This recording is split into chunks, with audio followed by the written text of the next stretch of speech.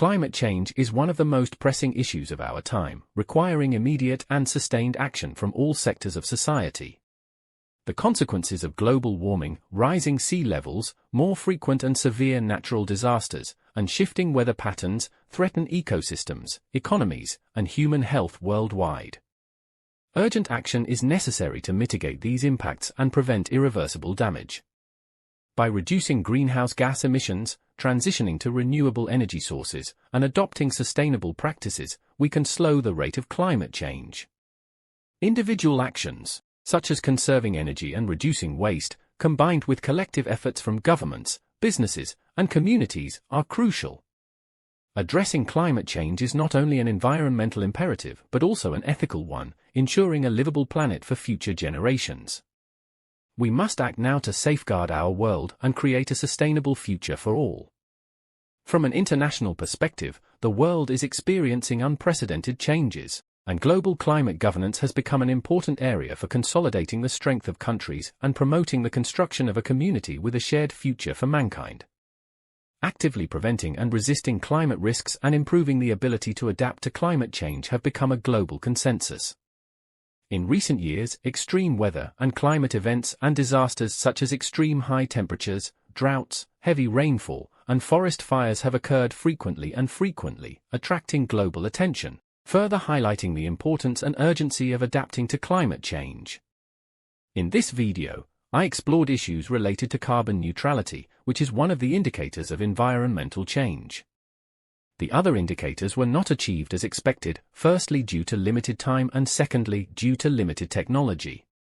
In the future, I will learn more relevant knowledge, improve my skills, and be willing to contribute to the country. This assignment adopts Xcode programming to achieve, and draws a variety of charts through eCharts.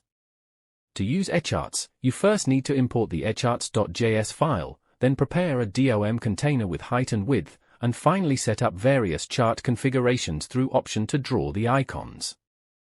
In order to better show the data effect, 7 kinds of charts are drawn in this project, and each chart is innovated to a certain extent. I encountered many technical difficulties in the process.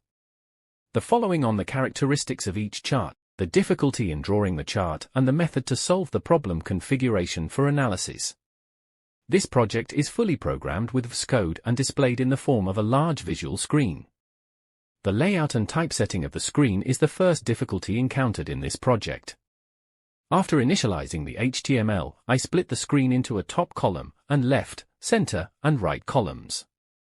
The top column places the title and shows the time, the left and right columns place a visual chart of the 6 factors, and the middle column places the China map and the carbon dioxide emissions from various provinces in China. In less, I set for borders, top left, bottom right, and bottom right, to show the specific location of the module. In previous National Forest Resource Inventory data, bar charts are used to display data from 9 National Deep Forest Resource Surveys. Step 1. The first step is to instantiate the object using eCharts. Init function. The selector retrieves the element with ID equals bar chart in the document. Step 2. It is to configure options and data for the options. As this is the first bar chart, the overall style of the large screen bar has been set, so I will add rounded corners to the bar chart, use colors, match the background color RGB, 44, 45, 84, 6, and hide the XY axis. Step 3. Use the setOption function to provide the configured option to the instance object. Step 4. Use addEventListener to call the resize method and adjust the chart to the screen width. In terms of carbon emissions and greening, the double-line chart displays the total carbon emissions and the total standing stock of trees, and shows the changes in different years. Click on the corresponding year to jump to it. The horizontal axis takes the months of January to December each year as variables. For the sake of clearer data, each month's data is marked with dots and connected with a straight line to show its trend of change within a year. In addition, I also added an attribute so that when the mouse hovers over a section of the line graph, it will display the specific values and units of 2 parameters. In terms of energy consumption structure distribution, pie charts are used to show the proportion of people's use of coal, natural gas, primary electricity, oil, and other energy sources. For aesthetic reasons, I placed the legend at the bottom of the pie chart. In addition, I have added an emphasis attribute so that when the mouse clicks on a section of the pie chart, it will display the name of the continent and the amount spent on that section. And when clicking on different aspects, this section can be displayed or not displayed. In the per capita carbon emissions over the years, inverted X is used. The Y-axis method is more clear and intuitive, which lists the per capita emissions in the past 5 years, and the specific numbers are displayed in the column. The color is the selected series color. In terms of carbon dioxide emissions in China, a line chart that can vary by year is used to display the changes in different years, which can save more space and transmit more information when displaying multi-year data. And by including future predicted data, we can more scientifically and intuitively see the changes in carbon dioxide. In addition, I added an attribute so that when the mouse hovers over a section of the line graph, it will display specific values and units for 2 parameters.